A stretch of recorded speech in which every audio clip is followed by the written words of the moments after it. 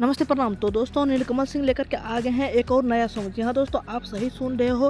नीलकमल सिंह लेकर के आ गए हैं Saregama home Bhojpuri YouTube channel से एक और नया धमाका सॉन्ग। जी हाँ दोस्तों, बहुत अच्छा सॉन्ग है, बहुत ही भक्ति भरी गीत है। जी हाँ दोस्तों, सॉन्ग का नाम है सिस्टम चलावेली माई। जी हाँ दोस्तों, आप सही सुन रहे हो, सिस्टम चलावेली माई। जी हाँ दोस्तों, इस गाने को गाए हैं नीलकमल सिंह और इसमें फ्यूचरिंग के हैं आरोही सिंह। जी हाँ दोस्तों, आप लोग जानते ही होंगे आरोही सिंह बहुत ही अच्छा फ्यूचरिंग करते हैं और नीलकमल सिंह के साथ आरोही सिंह आपको दिखेंगे इस वीडियो में। जी हाँ दोस्तों, इस गाने को लिखे हैं आशुतोष तिवारी और म्यूजिक दिए हैं आर्या शर्मा। जी हाँ दोस्तों, इस गाने के डायरेक्टर है लक्की विश्वकर्मा। जी हाँ दोस्तों, लक्की विश्वकर्मा को तो हम नहीं जानते, अगर आप जानते हैं तो आप कमेंट में ज़रूर बताइएगा।